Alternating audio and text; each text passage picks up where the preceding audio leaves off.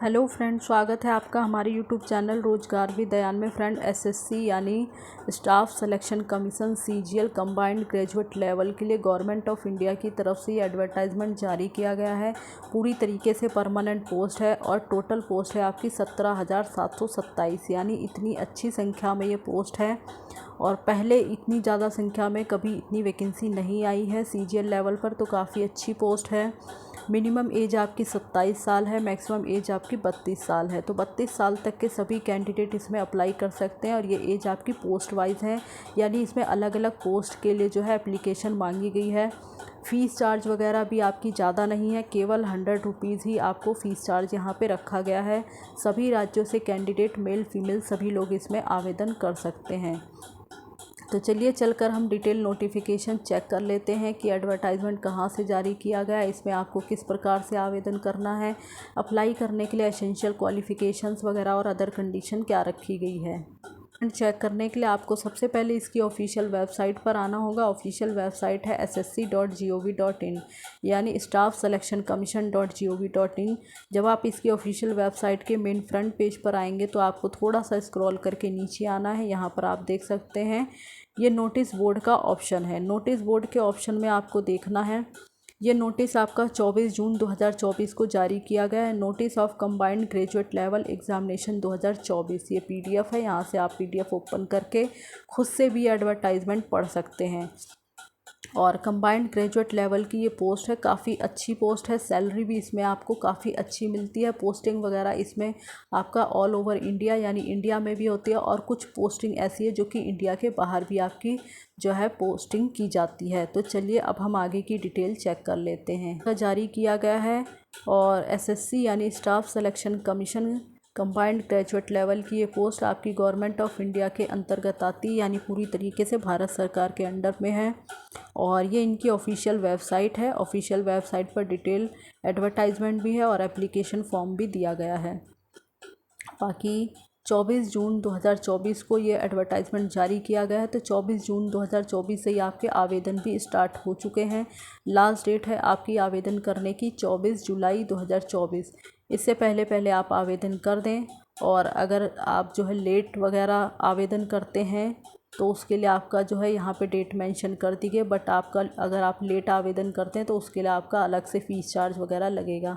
बाकी यहाँ पे जो आपका एग्ज़ाम वगैरह होगा, tentative schedule of tyre 1 computer based exam होगा आपका। जो टायर 1 टेंटेटिव शेड्यूल है वो आपका सितंबर या अक्टूबर मंथ में हो सकता है, और जो आपका टायर 2 है कंप्यूटर बेस्ड होगा वो भी आपका टेंटेटिव शेड्यूल है दिसंबर के मंथ में हो सकता है।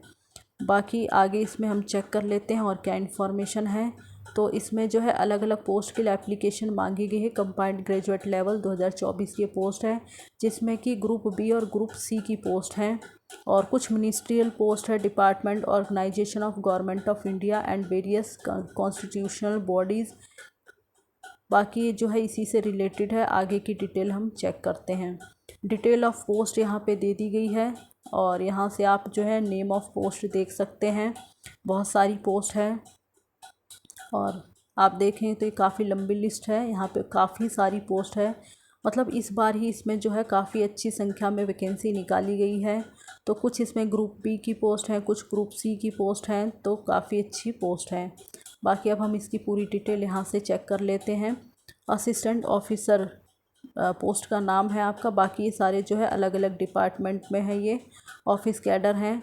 और जो असिस्टेंट ऑफिसर की पोस्ट है वो ग्रुप बी की पोस्ट है और एज लिमिट है इसमें 20 से 30 ईयर तक के कैंडिडेट आवेदन कर सकते हैं। असिस्टेंट ऑफिसर ग्रुप बी की पोस्ट है, मतलब ये अलग अलग डिपार्टमेंट और जो है ऑफिस कैडर में बटा हुआ है, तो यहाँ से आप चेक कर सकते हैं। और बाकी एज वगैरह यहाँ पे मेंशन कर दी गई है। ये सारी जो है असिस्टेंट ऑफिसर वगैरह की सभी पोस्ट हैं। असिस्टेंट सेक्शन ऑफिसर है, इंस्पेक्टर ऑफ इनकम टैक्स है, इंस्पेक्टर सेंट्रल एक्साइज है और इंस्पेक्टर प्रिवेंटिव ऑफिसर की है, इंस्पेक्टर एग्जामिनर की है और असिस्टेंट एनफोर्समेंट ऑफिसर की है, सब इंस्पेक्टर की है। बाकी इंस्पेक्टर पोस्ट की है, ओनली इंस्पेक्टर है। और जो पे लेवल 6 की जॉब है उसमें आपका जो बेसिक पे होगा वो आपका 35,400 रुपये आपका बेसिक पे बनेगा। और इसमें जो सारे पोस्ट हैं assistant and assistant section officer है। बाकी एज वगैरह आप यहाँ से चेक कर लें। और एग्जीक्यूटिव असिस्टेंट है, रिसर्च असिस्टेंट है, डिविजनल अकाउंटेंट है, sub inspector and junior intelligence officer है, जूनियर स्टैटिकल ऑफिसर है। तो काफ़ी अच्छी संख्या में यहाँ पे पोस्ट हैं। पे लेवल 5 की जो पोस्ट है वो है ऑडिटर, और ये अलग अलग डिपार्टमेंट है। यहाँ पे ग्रुप सी की ये सारी पोस्ट है और यहाँ पे एज वगैरह इनकी दी गई है। तो इसमें ऑडिटर है, अकाउंटेंट की पोस्ट है। पे लेवल 4 में जो है आपका बेसिक पे बनने वाला है 25,500 रुपये से इसमें बेसिक पे आपका स्टार्ट हो जाएगा। और इसमें अलग अलग पोस्ट हैं आपकी, postal assistant, sorting assistant, senior assistant है, अपर डिवीज़न क्लर्क है, सीनियर एडमिनिस्ट्रेटिव असिस्टेंट है, टैक्स असिस्टेंट है और सब इंस्पेक्टर है। बाकी ये सारी आपके ग्रुप सी की पोस्ट है। यहाँ से आप एज वगैरह आप यहाँ से काउंट कर सकते हैं। बाकी आगे देखते हैं और क्या इन्फॉर्मेशन है। वैकेंसीज़ एंड रिजर्वेशन वगैरह के बारे में बात की गई है। टोटल जो वैकेंसी है आपकी 17,727 वैकेंसी है, जो कि अलग अलग कैटेगरी में डिवाइड की गई है। पोस्ट वाइज कैटेगरी हैं और कैटेगरी वाइज जो है इसमें पोस्ट को डिवाइड किया गया है। तो जो भी रिज़र्वेशन वगैरह है वो आपको गवर्नमेंट ऑफ इंडिया के रूल्स के according SC ST OBC PWD candidate वगैरह को जो भी एज रिलैक्सेशन वगैरह दिया जाता है वो आपको मिल जाएगा, बट आपको उससे रिलेटेड सर्टिफिकेट वगैरह शो करना होगा। बाकी अप्लाई करने के लिए यहाँ पे कंडीशन वगैरह दी गई है। तो नेशनलिटी इंडिया वगैरह आपका होना चाहिए। एज लिमिट वगैरह यहाँ पे बताई गई है। और एज जो आपकी काउंट होगी वो 1/8/2024 के बेस पे होगी। बाकी अलग अलग पोस्ट के लिए यहाँ पे एज आपको मेंशन कर दी गई है। जिस पोस्ट के लिए आप अप्लाई कर रहे हैं तो आप जो है उसकी यहाँ से एज वगैरह देख सकते हैं। और यहाँ पे सबसे अच्छी बात यह है कि for the post for which age limit, तो जैसे जो भी पोस्ट आपकी 18 से 27 साल में है तो उसके लिए आप एज यहाँ से काउंट कर सकते हैं। यहाँ पे 2 डेट ऑफ बर्थ दी गई है। अगर आप उन दोनों डेट ऑफ बर्थ के बीच में बॉर्न हुए हैं तो आप जो है इस एज के अंडर में आते हैं। और आपकी जो डेट ऑफ बर्थ है वो इन दोनों डेट ऑफ बर्थ के अंदर बॉर्न हुए हों तो आप इसमें एलिजिबल हैं, अप्लाई कर सकते हैं। इन दोनों ही डेट ऑफ बर्थ के अंडर में आप काउंट कर सकते हैं। तो आप यहाँ से अपनी पोस्ट के अकॉर्डिंग अपनी एज वगैरह देख सकते हैं। बाकी यहाँ पे रिलैक्सेशन वगैरह दिया गया है। SC ST को 5 ईयर का, OBC को 3 ईयर, PWD को 10 ईयर का, PWD OBC है तो 13 ईयर, PWD SC ST है तो 15 year and ex service man है तो आपको 3 year after deduction of the military service वगैरह। तो यहाँ पे जो है आपको पूरा मेंशन कर दिया गया है रिलैक्सेशन वगैरह। और बाकी date of birth filled by the candidate in online application form and the same recorded in the matriculation and secondary exam। जो आपका matriculation का सर्टिफिकेट या सेकेंडरी एग्ज़ाम का उस पर आपका डेट ऑफ बर्थ मेंशन होना चाहिए। और बाकी देखते हैं इसमें, मतलब ये टोटल 109 पेज की PDF है तो काफ़ी लंबी PDF है ये। और मैं पूरी कोशिश करूँगी कि इसमें सारी जो भी मोस्ट इम्पॉर्टेंट डिटेल है वो हम कवर कर लें, बट फिर भी आप खुद से भी एडवर्टाइजमेंट अच्छे से पढ़ लें। हो सकता है मेरे से कुछ जो है पॉइंट्स छूट जाए तो आप जो है पढ़ के कवर कर लें।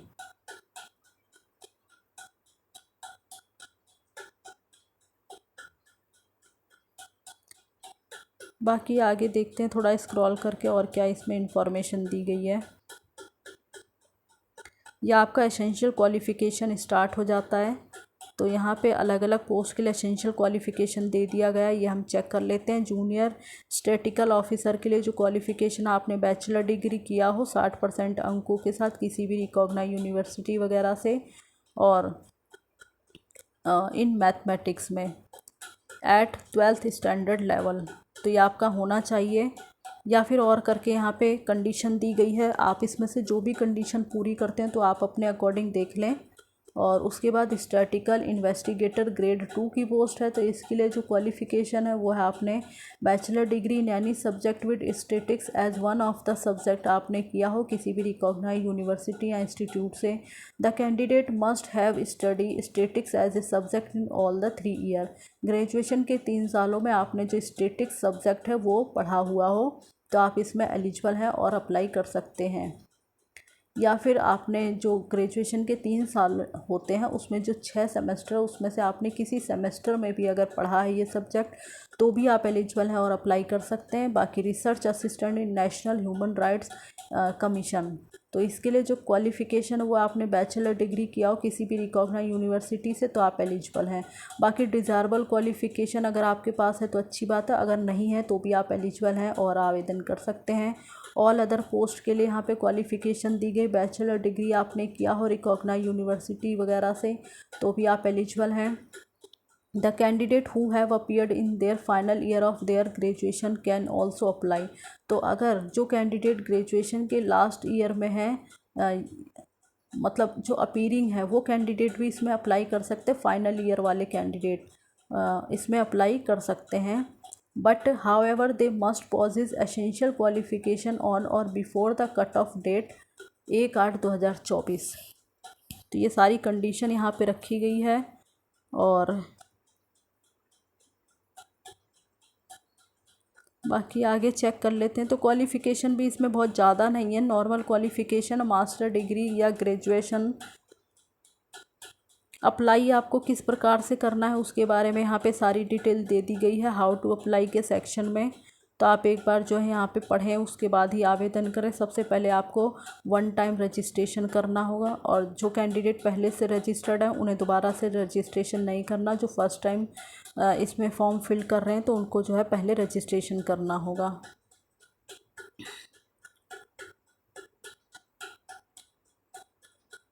बाकी यहाँ पर आपको जो फ़ोटो वगैरह पेस्ट करनी है तो उसमें क्या क्या कंडीशन रखी गई इसको आप अच्छे से पढ़ें। Candidate should not wear a cap, mask and glasses या spectacles while capturing the photo. तो आपकी जो फ़ोटो है उसमें आपको कोई भी कैप वगैरह नहीं लगानी, कोई मास्क वगैरह नहीं होना चाहिए, कोई ग्लासेस या गॉगल वगैरह आपने ना पहनना हो। तो इस चीज़ का आप ध्यान रखें अन्यथा आपका फॉर्म रिजेक्ट कर दिया जाएगा। साइज़ वगैरह आपको क्या रखना है, कौन से फॉर्मेट में रखना है, ये सब यहाँ पे मेंशन कर दिया गया। फ़ोटोग्राफ का क्या साइज़ होना चाहिए, जो डॉक्यूमेंट्स वगैरह आप अपलोड करेंगे उनका क्या साइज़ होना चाहिए। बाकी फ़ीस वगैरह के बारे में बात कर लेते हैं। एप्लीकेशन फ़ीस चार्ज यहाँ पे 100 रुपीज़ रखा गया है। और women candidate, SC ST PWD candidate और एक्स सर्विसमैन, इन सभी कैंडिडेट के लिए जो है कोई भी फ़ीस चार्ज नहीं है। बाकी जो फ़ीस वगैरह आपको सबमिट करनी है वो आप UPI नेट बैंकिंग वगैरह के थ्रू जो है इसमें फ़ीस वगैरह सबमिट कर सकते हैं, यानी ऑनलाइन ही आपको फ़ीस वगैरह सबमिट करनी होगी। और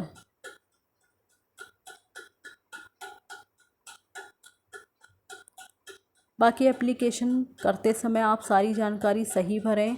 कोई भी जो इन्फॉर्मेशन है वो इनकम्प्लीट नहीं होनी चाहिए, कोई भी इन्फॉर्मेशन गलत नहीं होनी चाहिए। आप अच्छे से चेक कर लें उसके बाद ही जो है एप्लीकेशन को आगे प्रोसेस करें। अन्यथा आपकी अगर कोई भी इन्फॉर्मेशन रॉन्ग होगी या कोई भी चीज़ इनकम्प्लीट होगी तो आपका एप्लीकेशन रिजेक्ट कर दिया जाएगा। उसके बाद जो है अगर आपको एप्लीकेशन फॉर्म में करेक्शन वगैरह करना है तो ये डेट यहाँ पे दे दी गई है।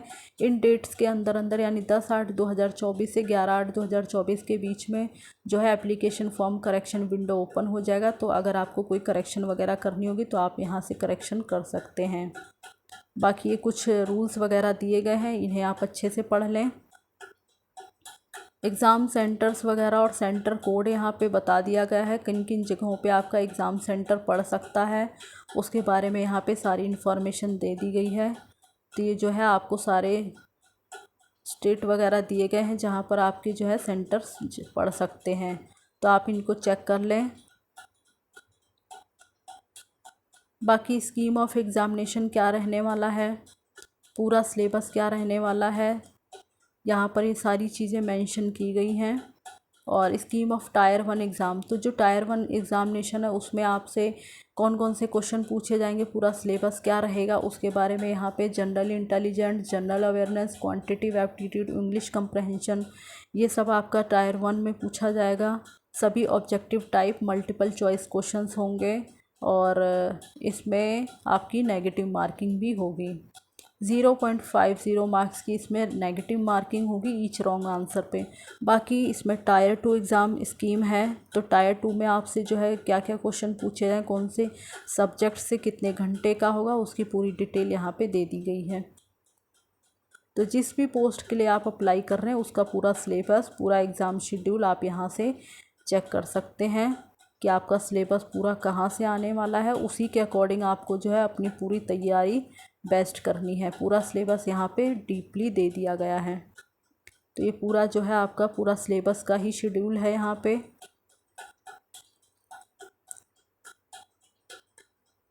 बाकी आगे हम स्क्रॉल करके देख लें तो और क्या इन्फॉर्मेशन है। तो यहाँ पे जो आपको डॉक्यूमेंट्स वगैरह अपलोड करने हैं उसकी लिस्ट यहाँ पे दे दी गई है। In addition to the admission certificate, it is mandatory to carry at least 2 passport size recent color photograph, original valid photo ID proof having the date of birth and printed on the admission certificate। तो आप जो है जब documents verification वगैरह के समय जाएंगे तो आपको कौन कौन से डॉक्यूमेंट्स वगैरह कैरी करने हो उसके बारे में यहाँ पे सारी इन्फॉर्मेशन दे दी गई है। ये आप अच्छे से पढ़ लें। डॉक्यूमेंट वेरिफिकेशन किस प्रकार से किया जाएगा उसके बारे में सारी डिटेल है यहाँ पे।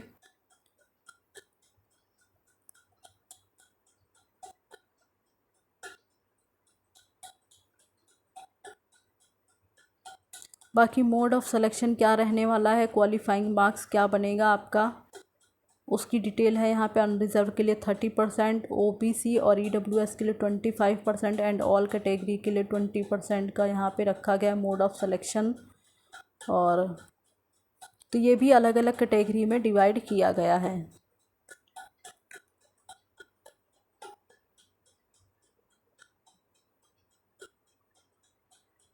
बाकी आपका रिटन एग्ज़ाम होगा, उसके बाद आपका डॉक्यूमेंट वेरिफिकेशन वगैरह होगा, तो उसके बाद ही आपकी जो है फ़ाइनल लिस्ट यहाँ पे बनेगी। फ़ाइनल मेरिट लिस्ट बनने के बाद ही आपको शॉर्ट लिस्ट किया जाएगा, फ़ाइनल सिलेक्शन होगा। अलग अलग पोस्ट के लिए आपको अलग अलग अप्लाई करना होगा। और